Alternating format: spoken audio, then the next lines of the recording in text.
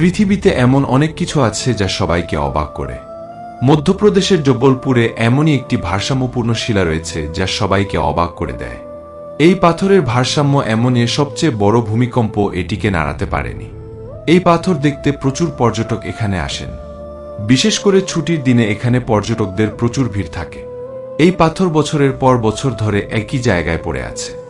অনেক বিশেষজ্ঞ এর রহস্য সমাধানের চেষ্টা করেছেন, কিন্তু তাদের উত্তর হলো এই পাথরটি মাধ্যাকর্ষণ শক্তির কারণে স্থির থাকে। আজ এই ভিডিওটিতে আমরা এই রহস্যময় পাথর সম্পর্কে বলতে যাচ্ছি, তাই আসুন জেনে নেওয়া যাক।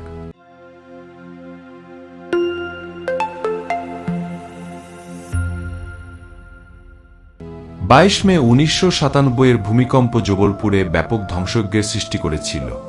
ভূমিকম্পের কারণে অনেক ভবন ধসে পড়েছে, 40 জন মারা গিয়েছিল।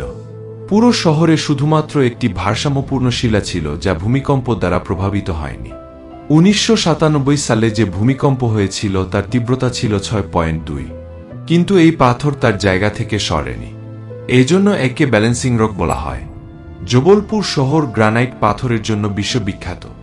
শহরটি গ্রানাইট শিলা দ্বারা বৈশিষ্ট্য। এই গ্রানাইট পাথরের মাঝে মদনমহল পাহাড়ে রানী দুর্গাবতীর দুর্গ অবস্থিত। এই ভারসাম্য শিলা দেখতে দেশ বিদেশ থেকে মানুষ আসে। জবলপুরে অবস্থিত ব্যালেন্স রক এশিয়ার 3টি ব্যালেন্স রকের মধ্যে একটি।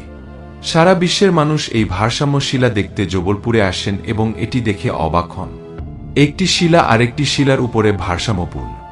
বছরের পর বছর ধরে এই শিলাটি একইভাবে আরেকটি পাথরের উপরে তৈরি করা হয়েছে, যা আজ পর্যন্ত কোনো প্রাকৃতিক দুর্যোগে নড়েনি। ব্যালেন্সিং রক হল এমন একটি পাথর যা দেখে মনে হচ্ছে এটি যে কোনো সময় পড়ে যেতে পারে। যারা এই পাথরের কথা জানেন না তারা এর কাছে যেতেও ভয় পান।